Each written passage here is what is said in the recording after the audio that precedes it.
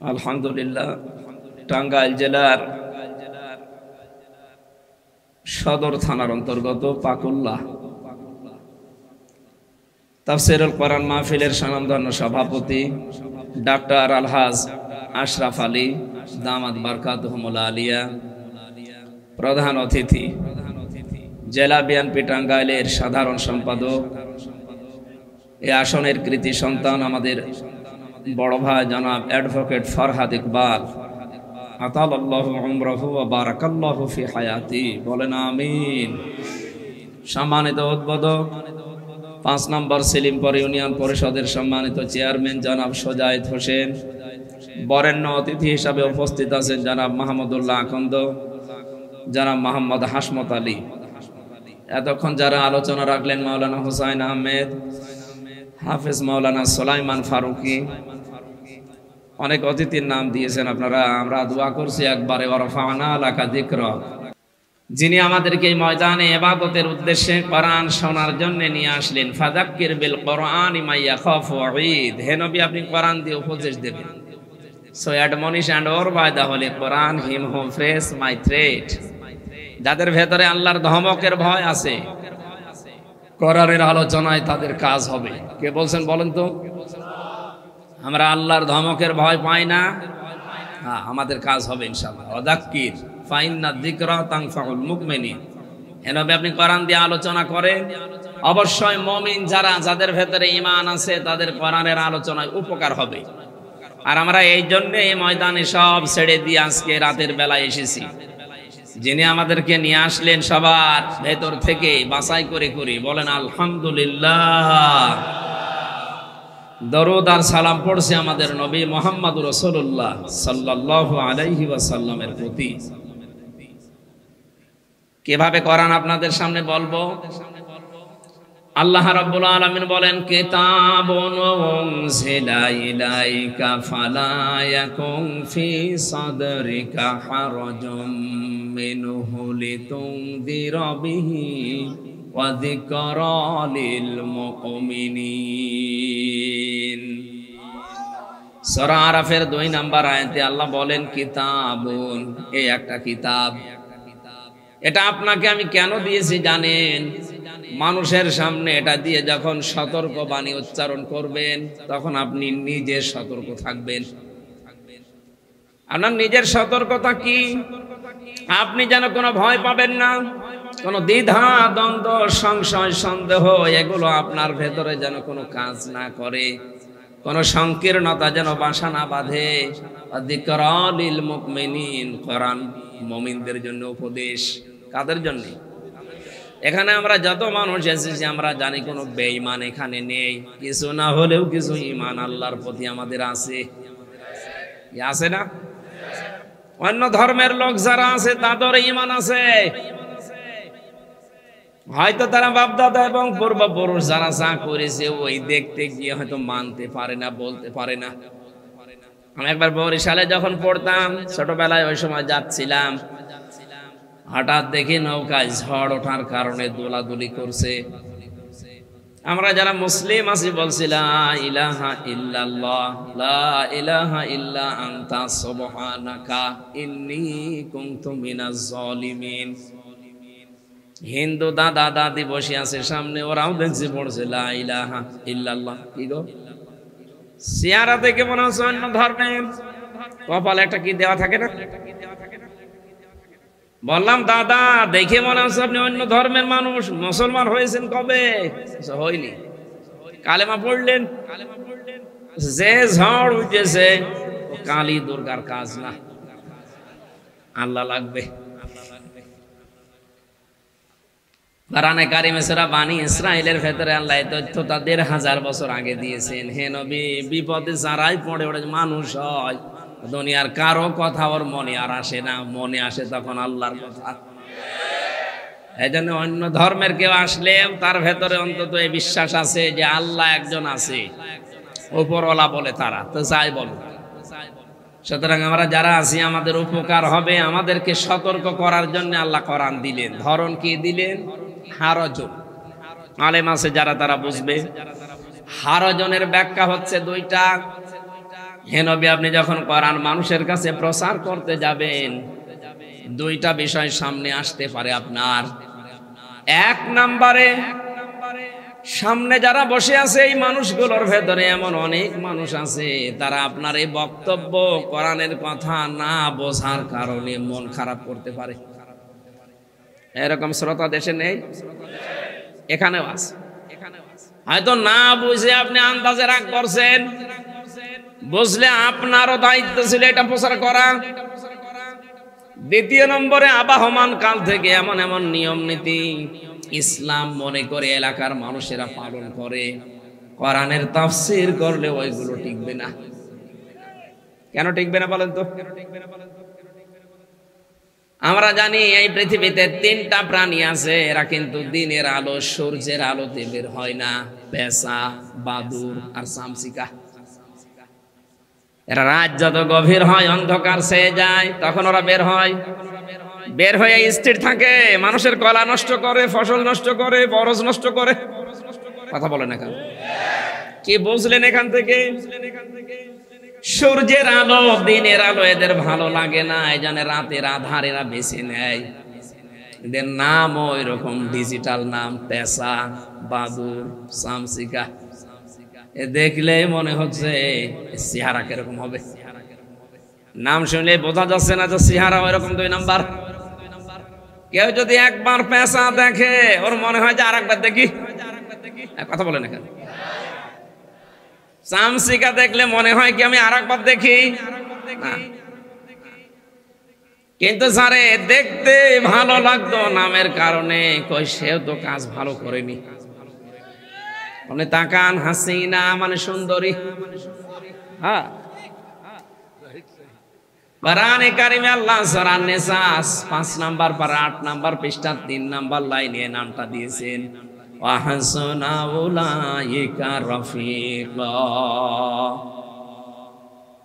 ওনার দল যারা করতো তারা বলতো, কি বলেন হুজুর, আমাদের নেত্রীর নাম কোরআনে আছে। আছে কোরআনে তো ফেরাউনের নামও আছে। ফেরাউনের নাম নেই? নামটা তো ভালোই ছিল, কিন্তু নামটা এখন তামাম দুনিয়ার 257টা রাষ্ট্রে যে মানুষগুলো জানে যে বাংলাদেশ বলে একটা দেশ আছে, দেশের দায়িত্বে একজন ছিল, তার নাম হাসিনা। এই নামটা আল্লাহ তামাম পৃথিবীর 750 কোটি মানুষের কাছে ঘৃণিত বানিয়ে দিয়েছে।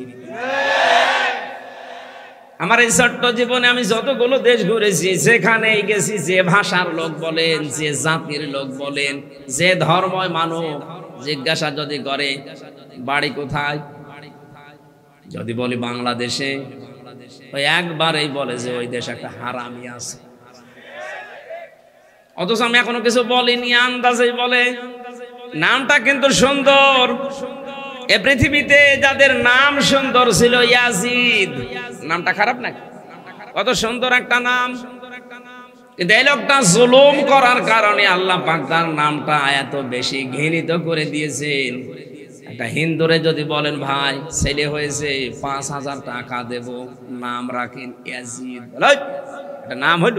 ওটা গালি। 1500 বছর আগে নামকে যদি আল্লাহ জুলুম করার কারণে গালি বানিয়ে দিতে পারে, 1500 বছর পর 2024 সালের 5 আগস্টের আগে যে জুলুমগুলো আপনি করেছেন, কালের বিবর্তনে আপনার নামটাও এ দুনিয়ায় গালি হয়ে যাবে। কি করেছেন আপনি বলেন তো? শরীর শিউরে ওঠে আমার এখনো। আমি 10টা দিন মাত্র মাঠের নিচে ওই আয়না ঘরে ছিলাম, আমি পাগল হয়ে গেছি। অথচ ব্যারিস্টার আরমান 10 বছর 8 বছর কাটিয়ে আসছে। আপনি কিন্তু জানতেন যে ইলিয়াস আলী কতদিন আগে মারা গেছে? অথচ তার মেয়েটার মাথায় হাত দিয়ে বলছেন, তোমার বাবাকে আমি খুঁজে দেব। এত বড় চিটারি, বাটপারি, প্রতারণা, এত বড় মিথ্যা ধোঁকা আপনি দিতে পারলেন?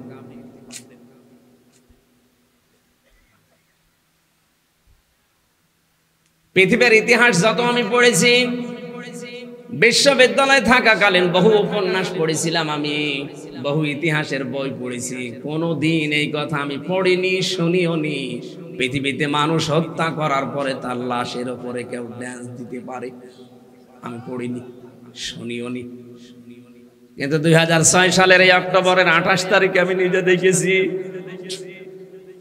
আশরাফুল মাখলুকাত জসিম ভাইয়ের মতো মানুষকে লগি বৈঠা নিয়ে সব চলে আসো রাজধানীতে। আপনার কথা মতো তারা গিয়েছিল, যাওয়ার পরে কি করলো দেখলেন না? মানুষ পিটিয়ে হত্যা করার পরে তার লাফের উপরে ড্যান্স দিল। ওই দিন থেকে তাদের বিবেক সব মরে গেছে। এরা মানুষ হত্যা করার পরে আবার নিজেদের এই কথা প্রকাশ করে। তার প্রমাণ এই টাঙ্গাইল জেলার সন্তান ডক্টর আব্দুর রাজ্জাক। ঘন্টা খানেক আগে আল্লাহর ওলি ধরা পড়েছে।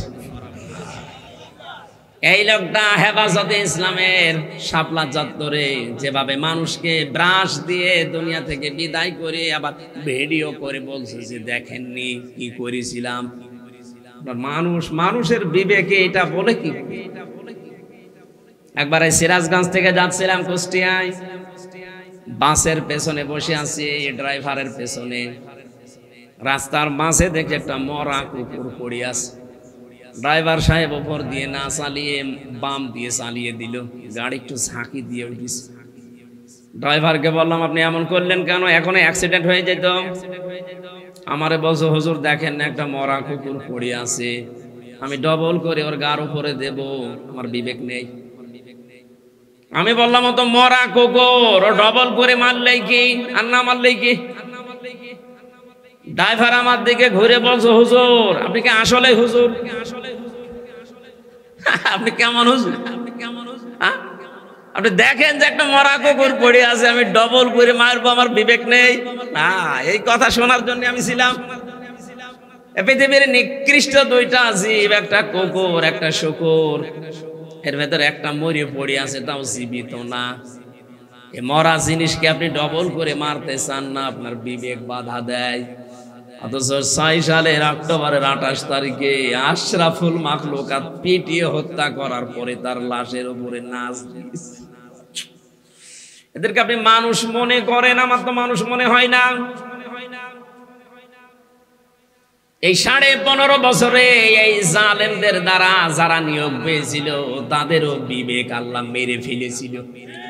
আমার রিমান্ডে যে আচরণ করেছে প্রশাসনের যে মানুষগুলো, বিশেষ করে গোপালী, এগুলোর আচরণ এত খারাপ, এত নিম্ন, এত নিকৃষ্ট, ভাষায় বলার মতো না।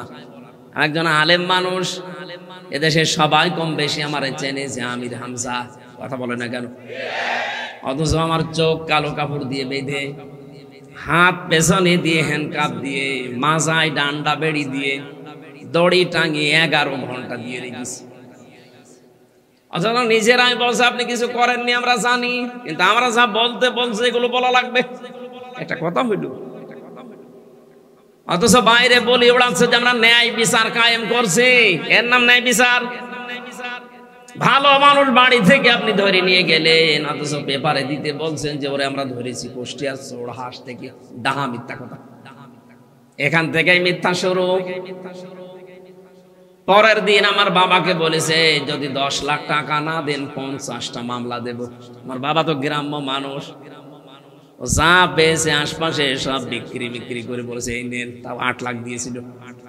ও শয়তানরা কথা নিজেরটা রাখে নাই, টাকা তো নিয়েছে, আবার আরেকটা মামলা দিয়েছে। আপনি এইরকম করলেন কি?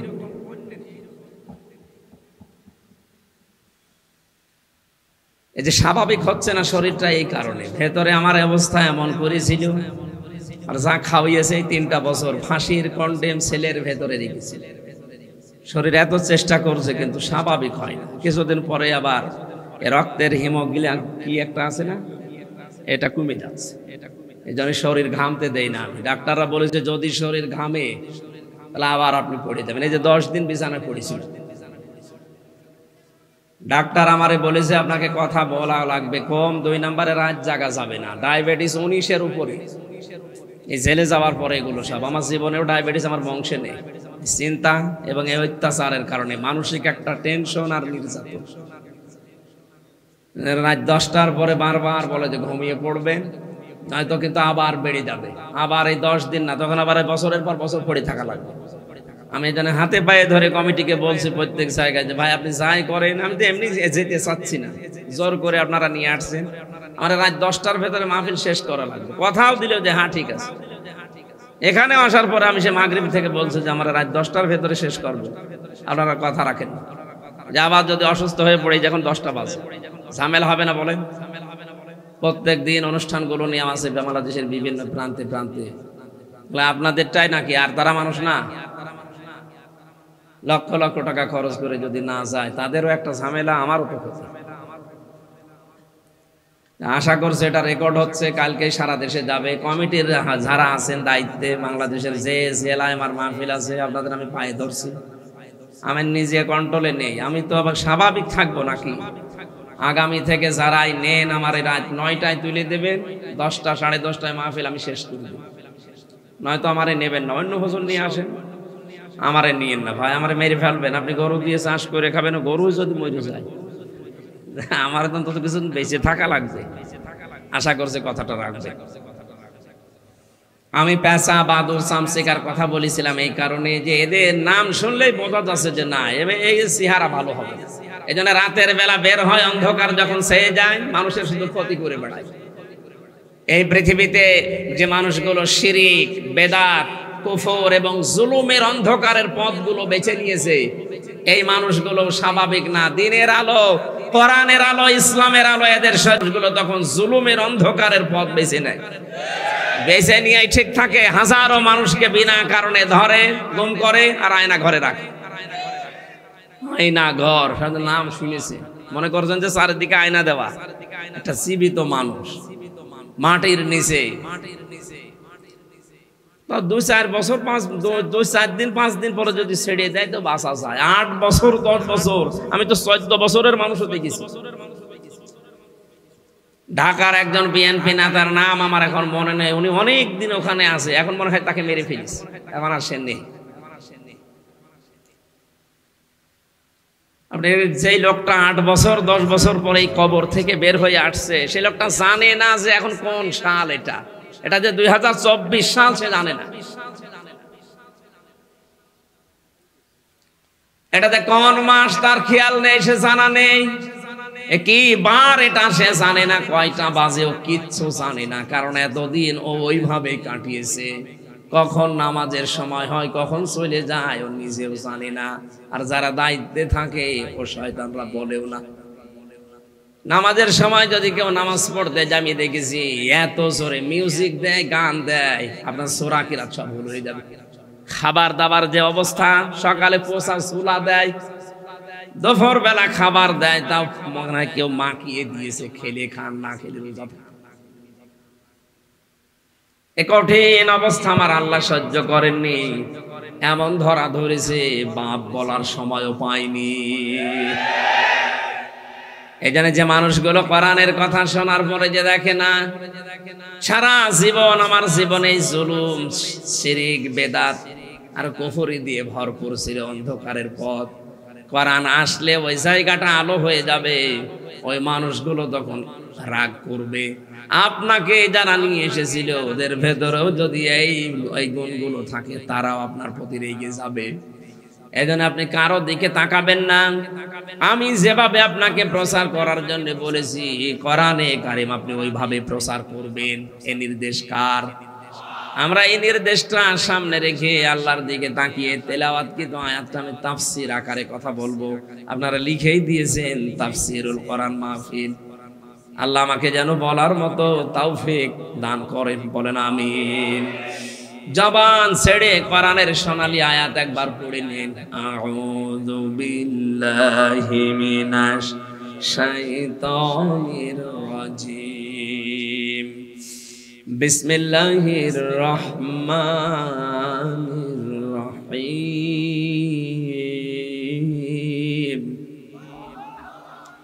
শারআ লাকুম মিনাদ-দীনি মা ওয়াসসা বিহি নূহা ওয়াল্লাযী আওহাইনা ইলাইক ইলা আখিরি আয়া।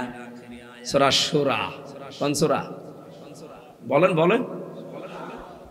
সূরা শূরা 53টা আয়াত আছে, আমি 13 নাম্বার আয়াতটা পড়েছি। এর শাব্দিক অর্থ যত তাফসীর আছে পৃথিবীতে প্রত্যেকটি মুফাসসির শূরা শব্দের শাব্দিক অর্থ দিয়েছে পরামর্শ। এই যে যারা পরামর্শের ভিত্তিতে কাজ করেন না, নিজে যা মনে চায় তাই করেন, সে রাষ্ট্র টেকে না। এই দেশে 1628টা চেয়ার ছিল, একটা চেয়ারের শুধু হাত খোলা ছিল, বাকি 1627টা চেয়ার সব হাত বাঁধা ছিল। কারো পরামর্শের তোয়াক্কা করতো না, মনে যা চায় তাই করতো। এই কথা বলেন না কেন? আপনি বাস্তবে এইটাই দেখেছি আমরা। কত মানুষ বুঝ দিয়েছিল না, কারো বুঝ নেবে না, ওনার মনে যা আসে উনি তাই করবে। আল্লাহ পাক বলেন ওয়ামরুহুম শুরা বাইনাহুম ওয়া মিম্মা রাযাকনাহুম ইউনফিকুন। হে নবী, আপনার উম্মতদের ভেতরে যারা দাবি করে যে আপনার উম্মত তাদের ভেতরে এই গুণটা থাকবে, তারা যখন যা করবে পরামর্শের ভিত্তিতে করবে। অথচ এটা 15.5 বছর আমরা দেখতে পাইনি। একক সিদ্ধান্তে দেশ চলেছে, শুধু নির্দেশ আসতো ওই দেশ থেকে, তাই একা চালানোর কারণে আল্লাহর রহমত বরকত আল্লাহ সব তুলে নিয়েছে। আমরা পরামর্শের ভিত্তিতে কাজ করতে চাই, আর এই পরামর্শ যেখানে হয় তার নাম সংসদ। ওর নাম কি? এজন্য শূরা শব্দের দ্বিতীয় অর্থ হচ্ছে সংসদ। এখানে যেতে হলে নির্বাচিত হয়ে যাওয়া লাগে নাকি? কোরআনে কারীম জানিয়েছে হুয়া জিতাবাকুম ওয়া মা জাআলা আলাইকুম ফিদ্দীনি মিন হারাজ ইলা আখিরি আয়া। সূরা হজের 78 নম্বর আয়াতের মাঝের অংশে আছে, আল্লাহ পাক বলেন আমি তোমাদেরকে নির্বাচিত করেছি। এখানে শব্দের দিকে খেয়াল করেন, হুয়া জিতাবাকুম, তিনি তোমাদেরকে নির্বাচিত করেন। ও টাঙ্গাইলবাসী, মানুষ নির্বাচিত হয় কিসের মাধ্যমে? নির্বাচনের। কথা বুঝতেছেন? মানুষ নির্বাচিত হয় কিসের মাধ্যমে? নির্বাচনের। বলেন বলেন। নির্বাচন না হলে আপনি নির্বাচিত হবেন কি করে? আল্লাহ নির্বাচিত করেন নির্বাচনের মাধ্যমে। লক্ষ লক্ষ নবীর উম্মত দাবি করেছিল যে আমরা শেষ নবীর উম্মত হব, কারোরটা আল্লাহ নির্বাচিত করেননি। আমাদেরকে আল্লাহ বাছাই করে করে নির্বাচিত করেছেন নির্বাচনের মাধ্যমে। শত শত নবীর উম্মতের আশা ছিল, লাইনে ছিল, আল্লাহ কাউকে এই লাইনে দেননি। আমাদেরকে নির্বাচিত করেছেন নির্বাচনের মাধ্যমে। অথচ 15.5 বছরে এই সিস্টেমটাই উনি ভেঙে দিয়েছিল। ফরহাদ ভাই বলছিলেন না যে কোন নির্বাচনই হয়নি? হ্যাঁ, এইটাই, কোন নির্বাচন হয়নি, খালি নাম কাওয়াজতে দেখানোর জন্য শুধু রাষ্ট্রের টাকাগুলো খরচ করিস। এই জন্য আমার মনে হয় এই বানানো নির্বাচন কমিশন যেগুলো ছিল প্রত্যেকটার আইনের আওতায় এনে শাস্তি দেওয়া দরকার। এগুলো সব জালেমদের দোসর। আল্লাহ নির্বাচনের মাধ্যমে নির্বাচিত করেন, আর আপনি সিস্টেমটাই ভেঙে দিলেন। কি মামার বাড়ির আবদার পেয়েছে, বিনা প্রতিদ্বন্দ্বিতায় 154 জন পাশ করে বসে আছে, আর আমরা কি ঘাস কাটছি? আর বাকি যে অবস্থা দেখলাম রাতে, উনি দিনেরটা আগে করে ফেলেছে। আমার সাথে যে ওসি সাহেব জেলখানায় ছিল, ওসি মুয়াজ্জেম, ওই যে নুসরাত হত্যা মামলার ফেনীর, নাম শোনেননি? 8 বছর জেল হয়েছিল, আমার সাথে ছিল। আমারে বলতো মাঝে মাঝে, হুজুর এই যে নির্বাচন গেল, এই নির্বাচনে একেবারে ফজরের আজানের আগ পর্যন্ত আমরা সব আল্লাহর নাম নিয়ে কাজ করেছি, একেবারে সব শেষ করে গোসল করলাম, ওযু করলাম, এরপরে ফজরের নামাজ পড়ে ঘুমিয়ে গেলাম, কারণ কাজ সব সেরে দিয়েছি। আমি বলেছিলাম আপনার এই নামাজ, এই রোজা, এই যে আপনি এখন ভালো মানুষ আর যে বেশ ধরেছেন, বিশ্বাস করেন আপনি মানুষের অধিকার নষ্ট করেছেন। আমার মতো হাজার লক্ষ হামসা এভাবে রায় দেওয়ার কথা ছিল, নির্বাচনের মাধ্যমে প্রতিনিধি নির্বাচিত করার কথা ছিল। অথচ আপনি এটা না করে আল্লাহর নাম নিয়ে সব অবৈধ কাজ আপনি বৈধ করে চালিয়ে দিয়েছেন। প্রশাসনের যে মানুষগুলো অন্তত এই জালেমকে টিকিয়ে রাখার জন্য এই পথ বেছে নিয়েছিল, তাদের যেন এই চেয়ারে আর বসতে না পারে। বৈষম্য বিরোধী ছাত্র আন্দোলনে যারা শহীদ হয়েছে, জীবন দিয়েছে, তাদের যে 9টা দফা যে তারা সংস্কার চায়, যেখানে বসে বসে এই 15.5 বছর দুর্নীতির আঁকড়া বানিয়েছেন, জুলুম নির্যাতনের একেবারে শেষ পর্যায়ে পৌঁছিয়ে গেছেন, এই চেয়ারে বসে থাকার যোগ্যতা এখন আর আপনার নেই। আমরা চাই এই 1628টা যে চেয়ার, একটা চেয়ারেও যেন কোনো জালেম আর বসে না থাকে। সবগুলোর সংস্কার চাই, এক কথা বলেন না কেন? সুতরাং যিনি দায়িত্বে আছেন, আমরা বারবার আহ্বান জানাচ্ছি, সংস্কার করেন। খুব তাড়াতাড়ি এদেরকে এখান থেকে বিদায় করে যারা এতদিন বৈষম্যের শিকার ছিল, ওএসডি হয়েছিল, তাদেরকে নিয়ে সে জায়গায় বসা, নির্বাচনের পরিবেশ তৈরি করে আবার জনগণের হাতে তুলে দিন। কথা বলে না কেন? কারণ নির্বাচিত করেন আল্লাহ নির্বাচনের মাধ্যমে। এটা কোরআনে কারিমে ইজতিবা শব্দ আছে। এই সিস্টেমটা যারা নষ্ট করে দিয়েছিল, তাদেরকে আল্লাহ ছাড়বে কি করে? আপনি আল্লাহর বিধানে পরিবর্তন করে ফেলেছেন। আল্লাহ রাব্বুল আলামিন বলেন, দিনের উপরে চলতে গিয়ে এই যে নির্বাচিত যে মানুষগুলো, এই মানুষগুলো যদি দিনের উপরে চলতে যায়, ইসলামের উপরে, বাধা বিপত্তি যত আসবে, যত ঝামেলা ষড়যন্ত্র হবে, সব আমি আল্লাহ নিজে ওগুলো সরিয়ে দেব। এজন্য সত্য সত্যই যারা দিনের উপরে চলতে চায়, ইসলামকে টিকিয়ে রাখার জন্য যারা মা মন প্রাণ দিয়ে চান, প্রাণ দিয়ে চেষ্টা চালায়, দেখবেন বিপদ আপদ মুসিবত আসলে এই মানুষগুলো ভেঙে পড়ে না, ঠিক দাঁড়িয়ে থাকে। এই কথা বলবেন না? কারণ এগুলো দাঁড়িয়ে থাকার পেছনে যে ভূমিকা আছে, সে ভূমিকা কার? আমি নিজে কোনোদিন টিকে থাকা সম্ভব না। মুফতি জসিমউদ্দিন রহমানী বলে একজন আলেম ছিল আমাদের সামনের বিল্ডিং এ। ওনারা এত কঠিন অবস্থায় রেখেছিল, 3টা বছর এক ব্লকে রেখে কারো সাথে কথা বলতে দেয়নি। কোন কারারক্ষী পর্যন্ত ওনার সাথে ভয়ে কথা বলতো না। জিকির করেন সুবহানাল্লাহ।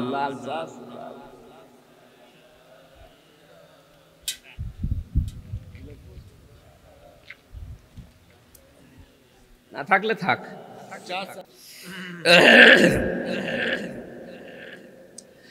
সুবহানাল্লাহ ওয়ালহামদুলিল্লাহ লা ইলাহা ইল্লাল্লাহ। সুবহানাল্লাহ ওয়ালহামদুলিল্লাহ লা ইলাহা ইল্লাল্লাহ। আরে ভাই এত দেরি হয় কেন? একটু শানে দেন হালকা, কি করেন?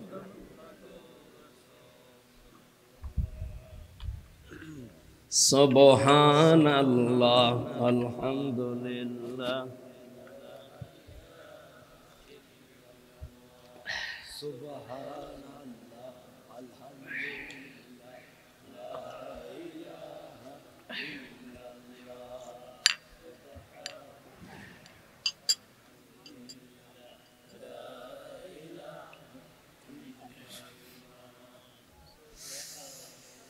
লা ইলাহা ইল্লাল্লাহ মুহাম্মাদুর রাসূলুল্লাহ। সূরার নাম বলেছিলাম সূরা শূরা। শূরা মানে পরামর্শ করা, শূরা মানে সংসদ। আমরা আবার চাই এই দেশে সংসদ কায়েম হোক। হ্যাঁ, কথা বলে না কেন? যেই সিস্টেমে কায়েম হওয়া দরকার, ওইটা যেন আবার স্বাভাবিক হয়ে যায়। আমার নিজের রায় আমি নিজে যেন দিতে পারি, সেই পরিবেশ যেন যদি তাড়াতাড়ি তৈরি হয়। যত দেরি হবে তত ষড়যন্ত্র বাড়বে। আপনি টের পাচ্ছেন বাস্তবতা? ওরা বসে আছে, কত রকমের চেষ্টা চালাচ্ছে আবার চট করে ঢুকে পড়ার জন্য। আপনি আসেন, চট করে ঢোকেন। আমার যে 3 বছর, আর ব্যারিস্টার আরমানের 8 বছর, আর এম ইলিয়াস আলী তো গেছে আল্লাহর কাছে। অন্তত আপনি আসলে আপনাকে আমরা 11 বছর আবার আয়না ঘরে রাখতে চাই, এরপরে বাকি যা করবেন। আমি যতটুকু বাস্তবতা বুঝেছি, আমার ওই ছোট মেয়ে যেটা 4 বছর এখন বয়স, ওই সময় ওর 1 বছর ছিল, ওর যে ঘৃণা, যে রাগ, এই নামটা শুনলে ও এমনি রেগে যায়। ওকে কাজে যেন বুঝিয়েছে তো তোমার বাবাকে এভাবে বিনা কারণে 3টা বছর আটক করেছে, যে এই নাম শুনলে ওর রাগ হয়ে যায়। আমার এই ছোট মেয়েটার যদি অবস্থা হয়, বলেন তো ম্যাডামের কি অবস্থা হবে? সারা দেশের 18 কোটি মানুষও যদি তোমাকে মাফ করে দেয়, ব্যারিস্টার আরমানের বউ জীবনও মাফ করবে না। 8টা বছর তার স্বামী ছাড়াও জানে না স্বামী বেঁচে আছে কিনা। আরে ভাই, আপনি যদি বলতেন যে মেরে ফেলেছি, তাহলে তো তার বউটা অন্য জায়গায় বিয়ে করতে পারতো। কথা বলে না কেন? এমন অবস্থায় রাখলেন যে অন্য জায়গায় সংসার করবে না। যদি দেখেন যে 1 বছর পরে ফিরিয়েছে, তখন তার সন্তানগুলো কি হবে? কি অবস্থা তাদের পরিবারে গেছে। এরপরও মানুষ জালেমে সাফাই গায়। আমার তো মনে হয় যে মানুষগুলো বিবেক কুকুরে পোশাক করিস। আজকে থেকে সিদ্ধান্ত নেব, সোরার আলোচনা শুনছে, পরিবার থেকে শুরু করে রাষ্ট্রের একেবারে সর্বোচ্চ চূড়া পর্যন্ত যেখানে যে কাজ আমরা করব, এখন থেকে পরামর্শের ভিত্তিতে করব। এটা ইবাদত। আপনি পরিবারে যদি স্ত্রীর সাথে বসে কোনো বিষয়ে পরামর্শ করে সিদ্ধান্ত আপনি নেন, কিন্তু পরামর্শ করেন পুরাটা সওয়াব, একেবারে লিখিত সওয়াব হবে। অথচ এটাকে মনে হয় এই স্ত্রী লোকের সাথে আর কি করব। ওর অনেক মর্যাদা পরিবারে, যা করবেন ওর সাথে পরামর্শ করে সিদ্ধান্ত আপনি নেবেন, কিন্তু পরামর্শের কারণে একটা সুন্নাত আদায় হবে। জোরে বলেন সুবহানাল্লাহ। বিশ্বনবীর চাইতে কি আপনি বড় দামি মানুষ হয়ে গেছেন? তিনি যদি তার স্ত্রী খাদিজাতুল কুবরার সাথে পরামর্শ করে কাজ করতে পারে, আপনি কোথাকার কে? এই সমস্ত কাজগুলো করেছিলেন, এই জন্যই তার স্ত্রী মাঝে মাঝেই বলতেন, স্বামী ভয় পাবেন না, কারণ আপনার সাথে এই 15 বছরের সংসার জীবনে আমি 5টা জিনিস আপনার ভেতরে পেয়েছি। এখানে যারা স্বামী আছেন কারা হাত তোলেন তো দেখি, আন্দাজে হাত তুলেন না। স্বামীদের এখন 5টা কর্তব্য জীবনের সাথে মিলাবেন। যদি দেখেন হ্যাঁ আপনার ভেতরে 5টা আছে, তাহলে আপনি বুঝবেন আপনি ভালো স্বামী, আপনি নবীর উম্মতের আদর্শের উপরে আছেন। 1 নম্বরে হযরতে খাদিজাতুল কুবরা বিশ্ব নবীকে বলেছিলেন, হে আমার স্বামী, কাল্লা আল্লাহি মা ইখজিকাল্লাহু আবাদান। হে স্বামী, আপনি ওহী পাওয়ার পরে এসে বলছেন আমি ভয় পেয়েছি, আমার জীবনের উপরে আশঙ্কা হচ্ছে, না জানি আমার কোনো ক্ষতি হয়ে যায় কিনা, আমারে ঢেকে দেন। না, কোনো ভয় নেই। আল্লাহর কসম, আপনাকে আল্লাহ অপদস্থ, অপমান, বেইজ্জতি করবে না, কোনো কিছু দিয়ে আপনাকে আল্লাহ ভয় দেখাবে না, কারণ আপনি এই দুনিয়ায় 5টা কাজ করেন। ও বাংলার স্বামীরা দেখেন তো, আপনি মিলান। হযরতে খাদিজা তার স্বামীকে 1 নম্বরে বলেছে, স্বামী আমার, আপনার ভয় নেই কারণ ইন্নাকা লা তাসিলুর রিহমা, আপনি রক্তের সম্পর্কগুলো দুনিয়ায় ঠিক রাখেন। আজ বাংলাদেশে আজ হাজারো নবীর উম্মত দাবিদার, রক্তের সম্পর্ক ঠিক নেই এমন মুসলমান নেই। নিজের আপন ভাইয়ের সাথে সম্পর্ক ভালো না, নিজের বোনের সাথে সম্পর্ক নেই, অথচ এই 2টার সাথে সম্পর্ক কিসের? রক্তের। বলেন বলেন। এই যে রেহেম শব্দটা হাদিসের ভাষা, রেহেম মানে যেখানে মায়ের বাচ্চা থাকে, বাচ্চা দানি। আল্লাহ রাব্বুল আলামিন যখন সৃষ্টি জগৎ শেষ করলেন, তখন এই রেহেম আল্লাহর কোমর চেপে ধরেছিল। ডাক দিয়ে বলে, মাবুদ, আমার ব্যাপারে তো তুমি কিছু বললে না, আমার ব্যাপারে কিছু বলো। রাব্বুল আলামিন বলেন, রেহেম, তোমার ব্যাপারে আমার ফতোয়া হচ্ছে, দুনিয়ার ময়দানে যারা তোমার সাথে সম্পর্কটা ঠিক রাখবে, আমি তাদের সাথে সম্পর্ক রাখবো, আর যারা তোমার সাথে সম্পর্ক রাখবে না, আমার সাথেও তাদের কোনো সম্পর্ক নেই। টাঙ্গাইলবাসী আপনি নামাজ পড়তে পারেন, রোজা রাখতে পারেন, হজ করতে পারেন, যাকাত দিতে পারেন, কিন্তু রক্তের সম্পর্ক যাদের যাদের সাথে, এগুলো যদি দুনিয়ার কোনো স্বার্থের কারণে নষ্ট করেন, আপনার সাথে সম্পর্ক কাট করে দেবে কে? এটা দেশে আছে না নেই? আপন বোন গরিব মানুষ বলে কোনোদিন ওর বাড়িতে যায় না, অথচ ধর্ম বোন পাতিয়েছে, সে ঢাকায় প্রতি মাসে 3 বার যায়। আপনার ওই ধর্ম বোন যদি মাসে 3 বার যাওয়ার অধিকার রাখে, আপন বোন তো মাসে 10 বার যাওয়ার অধিকার রাখে। কথা বলে না কেন? এ সম্পর্ক আমাদের ভেতরে এখন ঠিক নেই, এই জন্যই তো আমাদের এত ভয়। বিভিন্ন ভয় আল্লাহ আমাদের ঢুকিয়ে দিয়েছেন। তাল গাছের ভেতরে যদি চামচিকা নড়ে উঠে তারপরও ভয় পায়, কারণ মানুষ যখন রক্তের সম্পর্কগুলো নষ্ট করে ফেলে তখন বিভিন্ন ভয় আল্লাহ ঢুকিয়ে দেয়। আমাদের সাথে যাদের রক্তের সম্পর্ক, এই সম্পর্কগুলো আজ ঠিক নেই।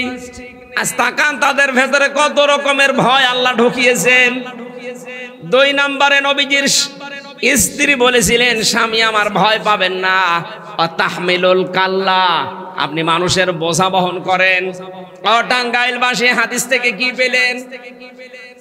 আপনি মানুষের দুঃখের বোঝা, কষ্টের বোঝা, ঋণের বোঝা, কত রকমের বোঝা দুনিয়ায় আছে, এই বোঝাগুলো আপনি বহন করেন। এটা নবীর আদর্শ। অথচ আজ নবীর উম্মত দাবি করা মানুষকে দেখতে পেলাম হাজার হাজার বোঝা এই দেশের মানুষের উপর আর চাপিয়ে দিয়ে উনি পালিয়ে গেল। 2024 সালের 5 আগস্টের আগ পর্যন্ত 2780 জন এখনো হাসপাতালের বেডে, কেউ হাত নেই, কেউ পা নেই, কেউ চোখ নেই, কারো অন্ডকোষ উড়ে গেছে। এই মানুষগুলো এখন পরিবারের জন্য, সমাজের জন্য, দেশের জন্য বোঝা না। কথা বলে না কেন? এ বোঝা আপনি বানিয়ে দিলেন। চলে তো গেলেন, যদি আগে যেতেন এই মানুষগুলো এখন সমাজের জন্য, তার মা বাবার জন্য বোঝা হতো না। সব চাইতে বড় মারাত্মক বোঝা বানিয়েছেন এই শহীদদেরকে। একটা পরিবারে এই ছেলেটাই কামাই করার মতো ছিল, অথচ তাকে আপনি দুনিয়া থেকে বিদায় করে দিলেন। এরকম একটা দুইটা না, 1727 জন মানুষের তালিকা আমরা পেয়েছি। এই যে বিশাল বোঝা বানিয়ে দিয়ে গেলেন এই দেশের জন্য, এ রক্তের বোঝা আপনি শোধ দেবেন কি করে? তার মায়ের কান্না আপনি দেখেছেন। আমি কয়েকদিন আগে আবু সাইদের বাড়ি গিয়েছিলাম, তার বাবার যে আকুতি, এই গত বর্ষদিন গিয়েছিলাম রাজশাহীর আবু ইয়ামিনের বাড়িতে, আবু রায়হানের বাড়িতে। এই মানুষগুলোর বাবা মা আর এর বোনদের ভাইদের যে কান্না, আমি ওই রকম করতাম। এই যে বোঝা দিয়ে গেলেন আপনি, কান্নার বোঝা, দুঃখের বোঝা দিয়ে চলে গেলেন। হাজার হাজার কোটি কোটি টাকা মারিং কাটিং করে নিজের নামে, বোনের নামে, ভাইয়ের নামে, মেয়ের নামে, ছেলের নামে, দলের নামে, এগুলো করে এই দেশে এত বোঝা বানিয়েছেন। এখন একটা বাচ্চা জন্ম নিলে সে 1 লাখ টাকা ঋণ। কথা বলেন না কেন? আপনি হজ করে কি করবেন? পট্টি মাথায় দিয়ে কি করবেন? হাতে তসবিহ নিয়ে কি করবেন?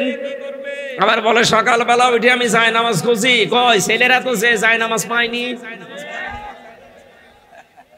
হ্যাঁ, বলছেন ফজরের নামাজ পড়ে, কোরআন শরীফ পড়ে, কই কোরআন তো পাওয়া গেল না। যেটা পাওয়া গেছে ওটার নাম বলা যায় না। লাল পানি পাওয়া গেছে।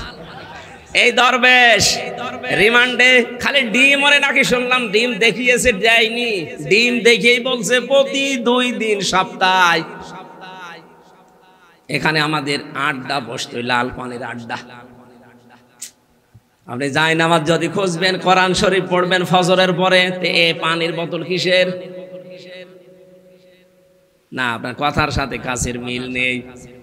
বাচ্চারা, ছেলে মেয়েরা যে যা পেয়েছে ওটা তো দেখানোর মতো কায়দা নেই। কথা বলেন ঠিক কিনা?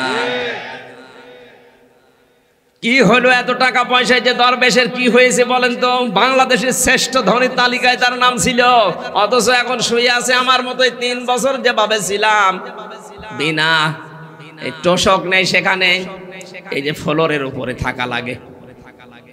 যত মামলা তার বিরুদ্ধে এই দেশের মানুষ দিয়েছে, যদি প্রতিটি মামলার রায় দেওয়া হয় তোর মনে হয় আরেকবার জন্ম নিয়ে জেল খাটা লাগবে। এই যে শাহজাহান জল্লাদ যে মরে গেল প্রথম দিন যাওয়ার পরে শয়তানের সাথে আমার দেখা, একেবারে সেই রকম করে বলছে, হুজুর আমার নাম শাহজাহান জল্লাদ। শাহজাহান জল্লাদ মানে ওই সময় শুনলাম 50-58টার উপরে নাকি লোকটা ফাঁসি দিয়েছে। চেহারাও এরকম ভয়ঙ্কর ছিল, দাড়ি তো নেই, মোষ এরকম পাকান। বললাম কয় বছর জেল হয়েছে আপনার? 130 বছর। 130 বছর, তারপর আবার মুখ দিয়ে বলছে 30 বছর জেল কেটে বের হয়েছে। পাশের জেলে একজনের নাম শুনলাম মুকিম গাজী, ও 158 বছর ওর জেল। ও বাঁচবে কয় বছর? তো মনে হয় পুরা জেল কেটে যদি বের হওয়া লাগে আর একবার জন্ম নেওয়া লাগবে। যেগুলো ধরা পড়েছে আপনার এই জেলার আজকে এই ঘন্টা খানিক আগে যিনি ধরা পড়েছে, এ লোকটা যা করেছে প্রমাণ সব কিন্তু আছে দেশে, কারণ তার নিজের মুখের স্বীকৃতি। শাপলা চত্বরে সাফ করা হয়েছে। এই যে গণহত্যার কারণে যদি বিচার হয়, যত বছর জেল হবে, এ যে হায়াত আছে হায়াতে হবে না, আরো এরকম ডবল হায়াত লাগবে। মানুষের বোঝাগুলো আজ হাজার হাজার মানুষের বোঝা তৈরি করে দিয়ে গেলেন। নবীর উম্মত দাবি করলে বোঝা আরো মানুষের হালকা করা লাগবে। মানুষের কর্মসংস্থান তৈরি করে দেন, হাজারো মানুষের বোঝা হালকা হবে। একটা পরিবারে যদি 5টা মানুষ থাকে, 2 জনের কর্মজীবন তৈরি হয়, 5 জনের সংসারে 2 জনের কারণে চলে। বাংলার মুসলমানের আহ্বান জানাচ্ছে, আপনাকে আমি দান করতে বলি না, কিন্তু আপনার যদি টাকা থাকে টাকাগুলো এমন এমন কাজ করেন যেই কাজের দ্বারা আরো 5 জন 10 জন 50 জন মানুষের কর্মসংস্থান তৈরি হয়। এটা পৃথিবীর সবচাইতে বড় ইবাদত। খায়রুন নাস মাইয়ানফাউন নাস।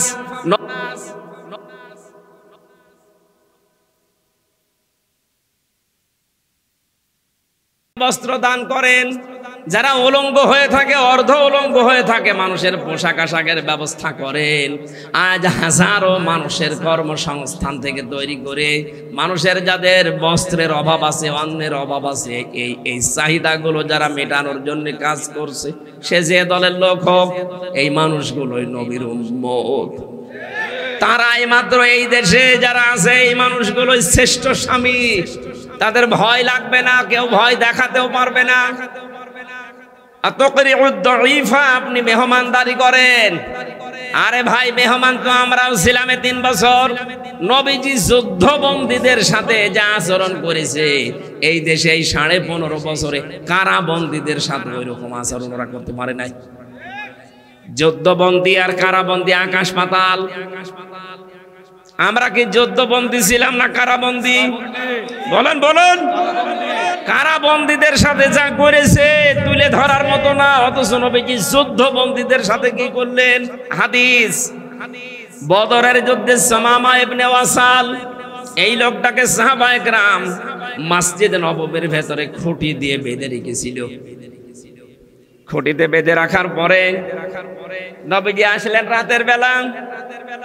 এই লোকটা যেমন তেমন মানুষ না, ছিল ইয়ামামার বিগ লিডার, বড় সর্দার ছিল, নেতা ছিল। আসার পরে বলছে, কি অবস্থা তোমার, কি করব তোমার সাথে, তুমি বলো। সামামা বলে, মুহাম্মদ সাল্লাল্লাহু আলাইহি ওয়াসাল্লাম আপনার এখন বেঁচেও রাখতে পারেন, আপনি মেরেও ফেলতে পারেন। নবীজি তাকে খুব আদর করে বোঝালেন, সামামা এই জামানায় শেষ জামানা না, এরপরে কিন্তু আর একটা জগৎ আসতেছে। জবাব দেওয়ার আসল জায়গা কিন্তু সেইটা। ইসলামের সৌন্দর্যগুলো তুলে ধরলেন, চলে গেলেন। নিজে উঠের গোশত আর ছাগলের গোশত রান্না করলেন নিজের হাতে, সাহাবীকে দিয়ে বললেন, ও মামাকে খাওয়াও। সামামাকে খাওয়ানোর পরে দ্বিতীয় দিন নবীজি আবার তাকে ইসলামের সৌন্দর্যগুলো তুলে ধরলেন। বাড়িতে যাওয়ার পরে উট দহন করে গরম করা দুধ পাঠালেন। মানুষ জামাইয়ের সাথে এত সুন্দর আচরণ করে না, কথা বলে না কেন? আর আমাকে 3টা বছর আপনি ফাঁসির কন্ডেম ছেলে, যোগাযোগ বিচ্ছিন্ন করে রেখে দিয়েছে। আরে ভাই, আমি তো আর মার্ডার মামলার আসামি না, আমার মূল্য চুরি মামলা। মূল্য চুরিও না, কারণ সন্দেহ করে নিয়ে গেছে। এই সিরাজগঞ্জের একটা ছেলে নাকি একটা তরবারি নিয়ে সংসদের পাশে ঘোরাঘুরি করছিল। পুলিশ তারে ধরেছে, কি করিস? বলে সংসদ ভেঙে ফেলবো। সর দরবারে দিয়ে সংসদ ভাঙা যায় না? আমি আমির হামজার ওয়াজ শুনে উদ্বুদ্ধ হয়েছি, এই আমার দোষ। জজ পর্যন্ত হাসতো যে আমি বিচার করব কি দিয়ে, এর ভেতরে কোনো মাল নেই, একটা বিচার করার কিছু তো থাকা লাগবে, কি দিয়ে বিচার করব? বিচারপতি নিজেই মাঝে মাঝে সরকারে যে উকিল ছিল তারা জিজ্ঞাসা করতো, আমি তো নিজেও আমির হামজার ওয়াজ শুনি, কই আমি তো উদ্বুদ্ধ হলাম না। ওই ছেলেটা পাগল, ওর মাথা খারাপ, এই জন্য উদ্বুদ্ধ হয়েছে, এ দোষ হুজুরের না। এরকম হাজারো মানুষের কথা শুনে যদি কেউ উদ্বুদ্ধ হয়ে অন্যায় করে তাহলে তার বিচার করা যায়। এমন কি কথা বলেছে একটু শোনান তো দেখি, উদ্বুদ্ধ আমি হই কিনা। বলছে না, কোনো প্রমাণ নেই। আর আমার জানা মতে আমি এমন কোনো কথা বলি না যে উদ্বুদ্ধ হয়ে একটা মানুষ মেরে ফেলা লাগবে। অথচ যার কথায় উদ্বুদ্ধ হয়ে মানুষ পিটিয়ে হত্যা করেছে তার কোনো বিচার আজ পর্যন্ত হয়নি। হয়েছে? আজ পর্যন্ত হয়েছে? আমরা এই বিচার আবার করতে চাই। এই কথা বলেন না কেন? 28 অক্টোবর 2006 সালে যত মানুষ হত্যা হয়েছে প্রতিটি হত্যার বিচার আমরা চাই এই দেশে। মাস্টার মাইন্ড যিনি, যার আদেশে এটা হয়েছে তার বিচার আগে করা লাগবে।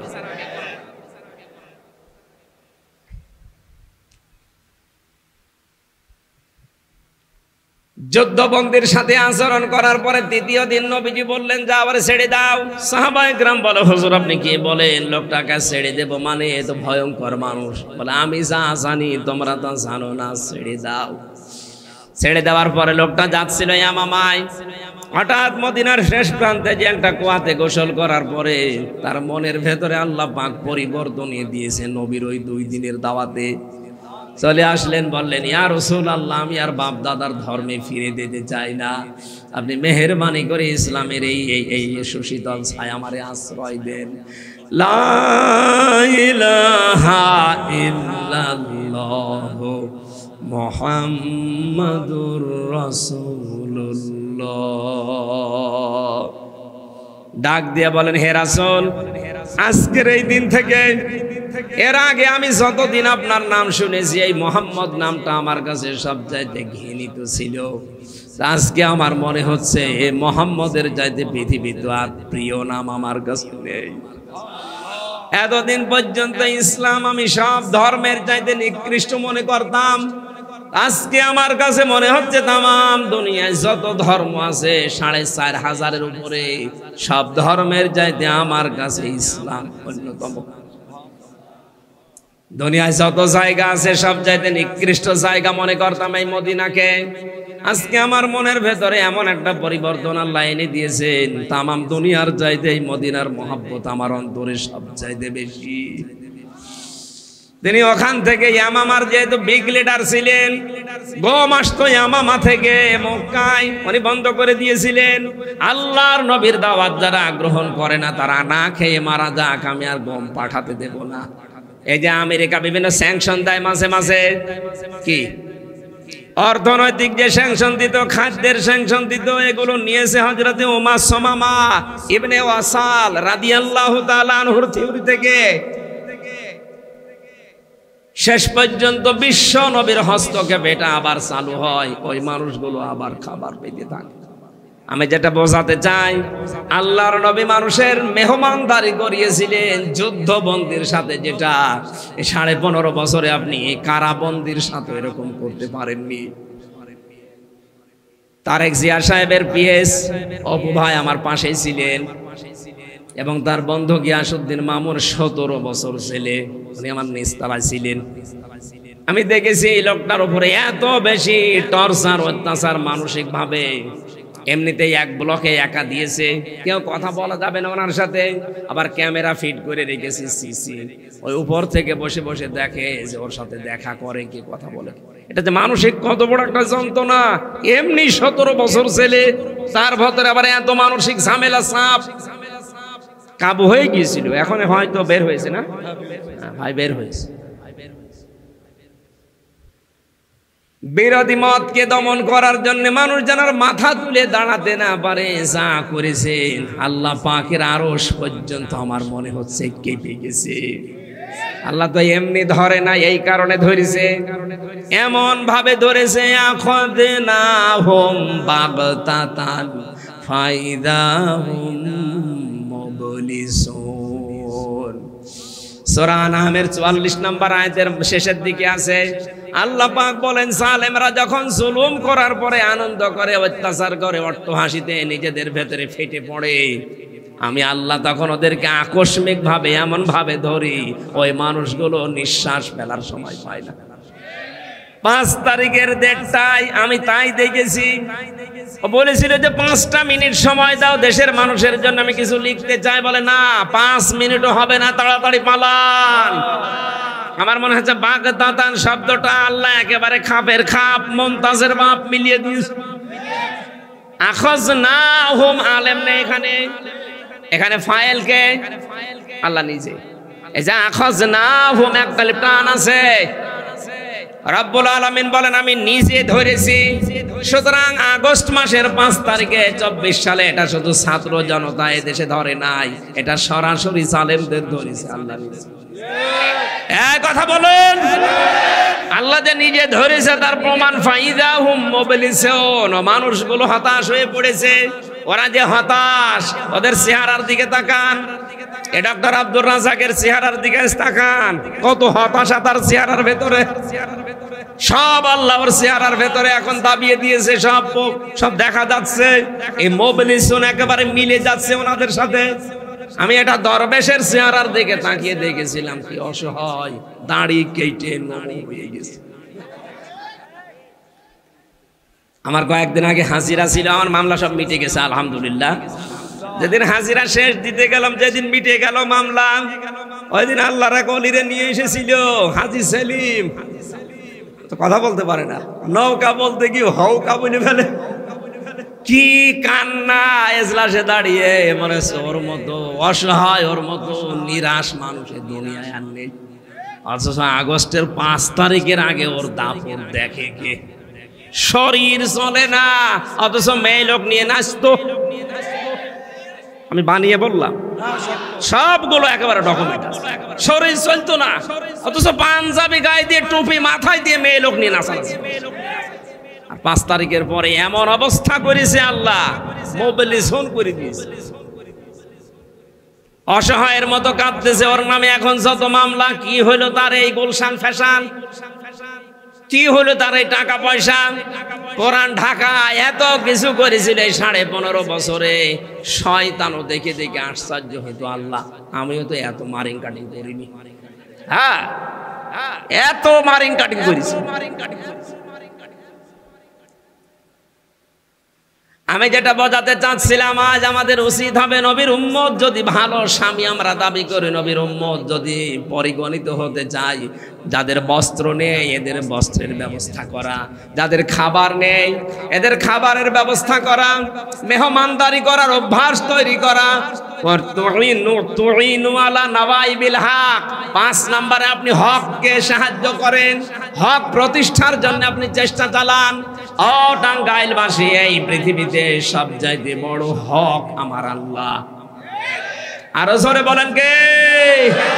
ওই আল্লাহর পক্ষ থেকে আজকের এই আয়াত, শারআ লাকুম মিনাদ-দীনি মা ওয়াসাবি।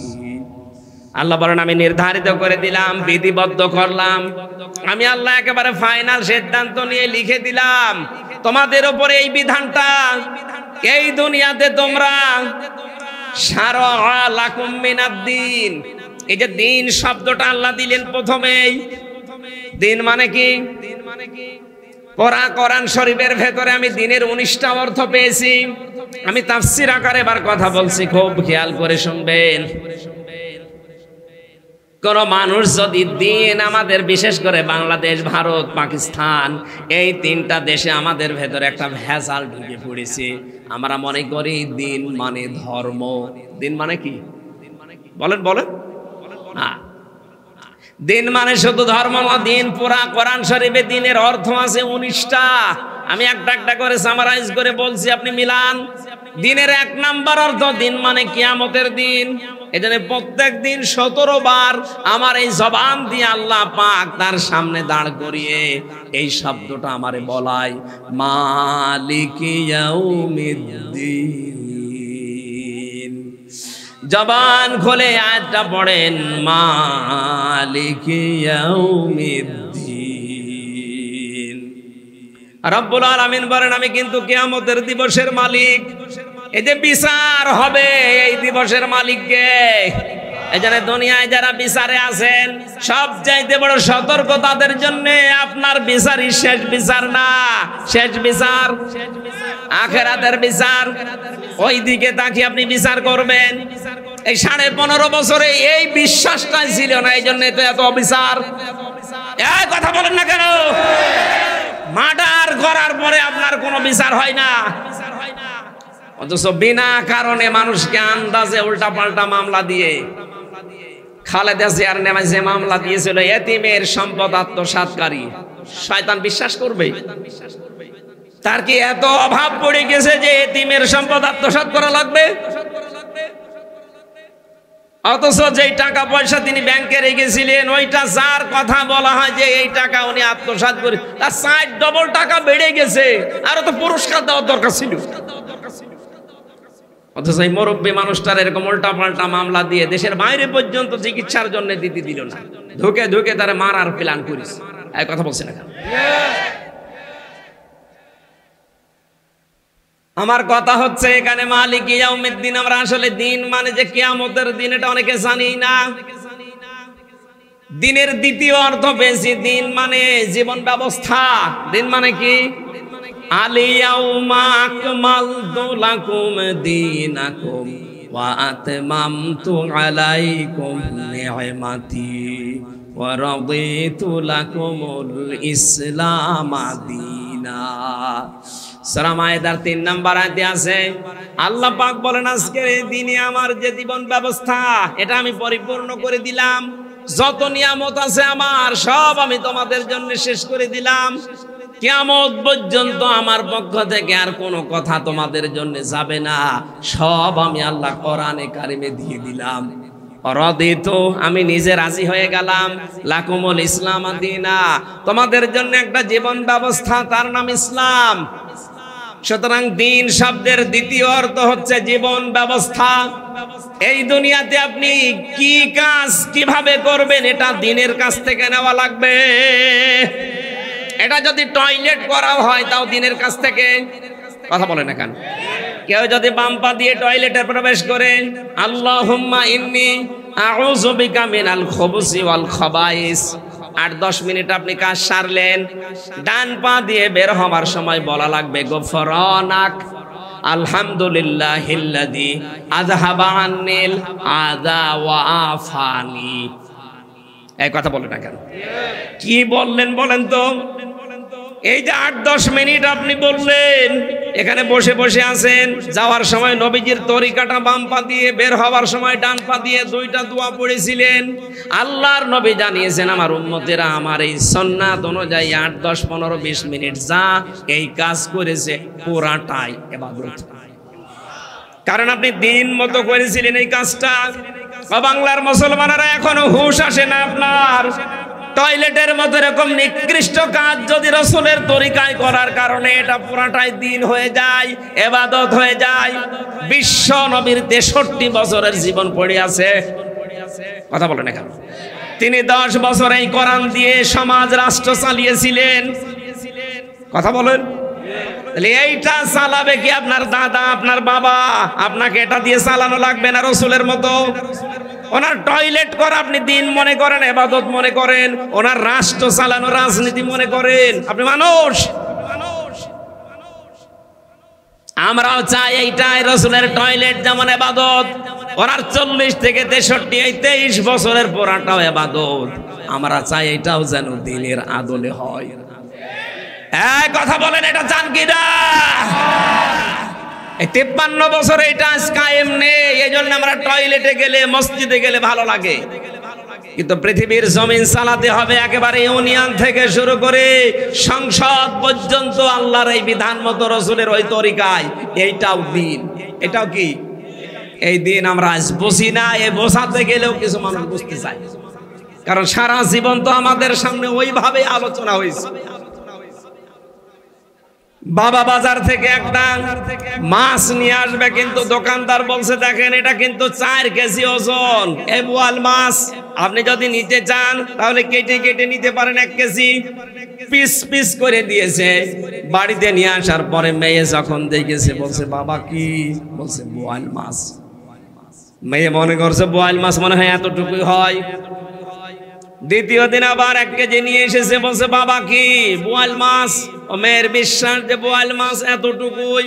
তৃতীয় দিন একেবারে 2 কেজি ওজনের একটা বোয়াল ঘাড়ে করে নিয়ে আসতেছে। ডাক দিয়ে বলছে আব্বা এটা কি? বলছে বোয়াল মাছ। মেয়ে বলছে না এ বোয়াল আমি খাবো না, এ বোয়াল নেবো না, এটা বোয়াল না। আগে জানিয়ে এসেছিল ওটা কি বোয়াল। কথা বলছে না কেন? ওটা বিড়ালের পুষ। এখন যেটা নিয়ে এসেছে পুরাটা একটা বোয়াল মাছ। এতদিন পর্যন্ত আংশিক ইসলামের কথাবার্তা আমরা শুনেছি, পূর্ণাঙ্গ দিনের কথা শুনলেই মানুষ মনে করে এটা আমি খাবো না, নেব না। কারণ আমাদের অভ্যাস হয়ে গেছে 53 বছর বোয়াল মাছ মনে হয় এতটুকু। বোয়াল কি এতটুকু হয় বলেন? বোয়াল মাছ যে 10 কেজি ওজনের আছে আমার তো জানাই নেই। দিনের ভেতরে আপনি টয়লেট করা আছে, মসজিদে যাওয়া আছে, এইটা বিশ্বাস করেন। দিনের ভেতরে যে চোরের হাত কাটা আছে এইটা আপনি মানেন না। এটা যদি কায়েম করতে পারতেন তাহলে এই দরবেশের হাত থাকতো। 36,000 কোটি টাকা চুরি, ওর হাত 2টা না আরো যা আছে ওর সব কাটা পড়ে যেত। কথা বলেন? কারণ হাত কাটার পরে আমরা জানি অপরাধ যদি কেউ করে ডান হাত, এরপরে বাম হাত, এরপরে ডান পা, এরপরে বাম পা, বিপরীত দিক থেকে। ও যা করেছে 4 হাত পার পরে আরো যা আছে শরীরে, ও ঠ্যাং যা আছে সব কাটা পড়েছে। এই জন্য ওরা চায় না যে কোরআনের এই যে দিন মানে যে জীবন ব্যবস্থা, এটা যেন মানুষ না জানে। এটা আমরাও জানাতে পারি নাই, মানুষও জানে না, আর জানতেও দিতে চায় না। এইভাবে দিনের ব্যাখ্যা বললে ওরা বলে হুজুর রাজনীতি, এই জন্য অনুমতি দেয় না। আরে শয়তান, এইটাই আসল দিন, এইটাই আসল জীবন ব্যবস্থা। দিনের 3 নম্বর অর্থ, দিন মানে ধর্ম, যেটা আমরা মনে করছি। হ্যাঁ এটাও আছে সূরা আলে ইমরান 3 নম্বর পারা 13 নম্বর না 11 নম্বর পৃষ্ঠা 4 নম্বর লাইনের 19 নম্বর আয়াতে আছে প্রথম অংশে, ইন্নাদ-দীনা ইনদাল্লাহিল ইসলাম। আল্লাহ পাক বলেন অবশ্যই আমি আল্লাহর কাছে মনোনীত ধর্ম ইসলাম। মনোনীত ধর্ম কি? দিনের 4 নম্বর অর্থ পেয়েছি আমি রাষ্ট্রীয় আইন। কি বললাম? বলেন বলেন। সূরা ইউসুফের 76 নম্বর আয়াতের মাঝের অংশে এটা পাবেন, মা কানা লিয়াখুযা আখাহু ফি দীনিল মালিকি ইল্লা আইয়াশা আল্লাহ। দ্বিতীয় নম্বরে সূরা মুমিনের 26 নম্বর আয়াতে আছে, ওয়াকালা ফিরআউনু দারুনি আকতুল মূসা ওয়ালিয়াদু রাব্বা ইন্নী আখাফু আইয়ুবাদদিলা দীনাকুম আও আইযহিরা ফিল আরদিল ফাসাদ। হযরত মুসার দাওয়াতের পরে ফেরাউন বলেছিল আমারে তোরা ছেড়ে দে, আমি মুসাকে হত্যা করব, সে তার রবকে ডাকুক। আমি আশঙ্কা করছি সে আমার দিনকে পাল্টিয়ে দেবে। এখানে দিন মানে রাষ্ট্রীয় বিধান, রাষ্ট্রের নিয়ম নীতি মুসা পাল্টাতে চায়, তাহলে দিন মানে শুধু ধর্ম না, দিন মানে কিয়ামত না, দিন মানে জীবন ব্যবস্থা না, দিন মানে রাষ্ট্রীয় আইন। আল্লাহ বলেন এইটা প্রতিষ্ঠা করার জন্য আমি লিখে দিয়েছি। শুধু আপনাকে না, নূহ আলাইহিস সালামকে, মুসা আলাইহিস সালামকে, ইব্রাহিম আলাইহিস সালামকে, ঈসা আলাইহিস সালামকে, এত বড় বড় 4 জন নবীর পরে আল্লাহ বলেন আল্লাযী আওহাইনা ইলাইকা, আপনার প্রতি আমার একই নির্দেশ, আনাকিমুদ্দিন, আমার এই দিন জমিনে কায়েম করেন, ওয়ালা তাতাফাররাকু ফি, এ বিষয়ে কোনো ফতোয়াবাজি করবেন না, কোনো মত পার্থক্য এ ব্যাপারে নেই। আপনার রাজনৈতিক আদর্শ আলাদা থাকতে পারে, আপনি আলাদা পীরের মুরিদ হতে পারেন, আপনি জীবন চিল্লায় যেতে পারেন, কিন্তু আপনার টার্গেট থাকা লাগবে এই জমিনে আল্লাহর এই দ্বীন কি করে কায়েম করা যায়। কারণ এটা কায়েম হলেই পূর্ণাঙ্গভাবে ইসলাম মানা যাবে। যতদিন কায়েম হবে না এদেশে ইসলাম মানা সম্ভব নয়, যতই চেষ্টা করেন। কাবুরা আলাল মুশরিকিনা মা তাদউহুম ইলাইহি, এই একত্ববাদের এই দ্বীনের ডাক দেওয়ার পরে আল্লাহ বলেন সবচাইতে বেশি খারাপ লাগবে মুশরিকদের কাছে। সুতরাং আমার এই দাওয়াত শোনার পরে মুসলমানদের আনন্দ লাগবে আর খারাপ লাগবে কাদের? আপনি কি মুশরিক? আল্লাহু ইয়াজতাবি ইলাইহি মাইয়াশা, আল্লাহ পাক যাকে নির্বাচিত করেন তাকে এই দিন প্রতিষ্ঠার কাজের জন্য কবুল করেন। ওয়াহদি ইলাইহি মাইয়ুনিব, এবং তিনি তার দিকে যে অভিমুখী হয়, তার দিকে যে ফিরে যাওয়ার চেষ্টা চালায়, মহান আল্লাহ পাক ওই মানুষটাকে তার দ্বীনের দিকে এগিয়ে দেন। আল্লাহ আমাদেরকে যেন তার দ্বীনের খাদেম, দ্বীন কায়েমের জন্য যেটা করা দরকার, শুধুমাত্র এই দেশে সৎ হলে হবে না, যোগ্যতা সম্পন্ন হওয়া লাগবে আমাদের। আমরা সারা জীবন এইটা শোনেন, সারা জীবন আমরা শুনেছি ইন্নাল্লাযীনা আমানু ওয়া আমিলুস সলিহাত, যারা ঈমান আনে আর আমলে সালেহ করে, কানাত লাহুম জান্নাতুল ফিরদাউসি নুজুলা, তাদের জন্য আল্লাহ জান্নাতুল ফিরদাউস রেখে দিয়েছেন, মেহমানদারি করাবেন। কিন্তু আয়াতের বাস্তবতা কি? ঈমান আনার পর সালেহ শব্দের শাব্দিক অর্থ কিন্তু শুধু সৎ না, শুধু নেক আমল না, সালেহ মানে যোগ্য। সালেহ মানে কি? সুতরাং সৎ হওয়াই লাগবে এবং যোগ্যতা সম্পন্ন হওয়া লাগবে। আজ আমাদের ওই যোগ্যতা ওই পর্যন্ত পৌঁছাতে পারছে না, এই জন্য রাষ্ট্রীয় যে দিন জীবন বিধান এটা আল্লাহ আমাদের হাতে তুলে দিচ্ছে না। এই জন্য আমাদের সৎ হওয়া লাগবে, পাশাপাশি যোগ্য হওয়া লাগবে। কথা বুঝতেছেন? তাহলে আপনার মেহমানদারির জন্য আল্লাহ জান্নাতুল ফেরদাউস বানিয়ে রাখবে। আবু হুরায়রা থেকে বর্ণিত হাদিস, যে ব্যক্তি মরে গেল কিন্তু তার মনের ভেতরে এই কামনা ছিল না যে আল্লাহর জমিনে আল্লাহর দিন কায়েম হোক, নবীজি বলেন লোকটা মরবে মুনাফিক হয়ে। আল্লাহ আমাদেরকে যেন বাঁচিয়ে দেন, বলেন আমিন। আল্লাহ তাদের সম্মান মর্যাদা ঈমান এবং আমলের ভিত্তিতে যেন দান করেন, বলেন আমিন।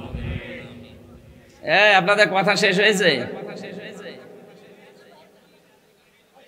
নেন একটু তাড়াতাড়ি করেন, জরুরি থাকলে আরো 10 সেকেন্ড দিলাম। নেন তাড়াতাড়ি।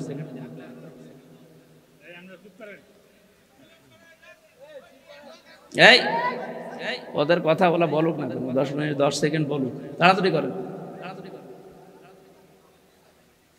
হয়েছে? কথা বলা যাবে না, দাঁড়িয়ে থাকেন, বসে থাকেন, শুয়ে থাকেন, বাড়ি চলে যান, কথা বলবেন। আবার কথা বলেন কেন? যা করেন ইশারায় করবেন, এখন থেকে 1 ঘন্টা কথা বলবেন না। এটা ইবাদত হচ্ছে। এটা কি হচ্ছে? এটা তো আর গানের অনুষ্ঠান না। যারা শুনতে আসে কোরআনে কারীম তাদের কিছু দায়িত্ব আছে, আর যারা বলতে আসে আল্লাহ তাদেরকেও দায়িত্ব দিয়েছে। আল্লাহ তাআলা বলেন যখন কোরআন আরম্ভ হবে ফাসতামিউ লাহু ওয়া আনসিতু, চুপ করে থাকবা আর শুনবা। দুইটাই ফরজ। দুইটাই কি? শোনাও ফরজ, চুপ থাকাও ফরজ। লাআল্লাকুম তুরহামুন, আশা করা যায় আমার রহমত এখানে নাযিল হবে। আমরা কোরআনের আয়াত 100 ভাগ বিশ্বাস করি, কথা বলেন ঠিক কিনা? বিশ্বাস করছে এখানে রহমত নাযিল হবেই, মাস্ট বি। এখন আমরা যারা বলতে এসেছি আমাদের কিছু দায়িত্ব আছে।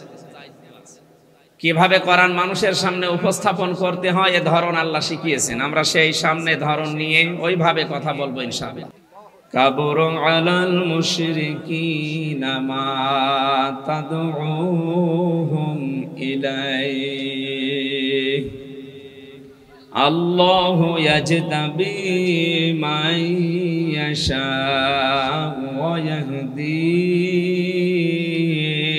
ইলাইহি মান ইউনিব। সাদাকতা ইয়া রাব্বানা। আন আবি হুরায়রা রাদিয়াল্লাহু তাআলা আনহু قال قال النبي صلى الله عليه وسلم من مات ولم يغزو ولم يحدث به نفسه নাফসাহু বিল গাযবি মাতা আলা শুবাতিন মিনান নিফাক রাহু মুসলিম وقال تعالى في شان حبيبي وما زادهم إلا إيمانا وتسليما اللهم صل على سيدنا مولانا محمد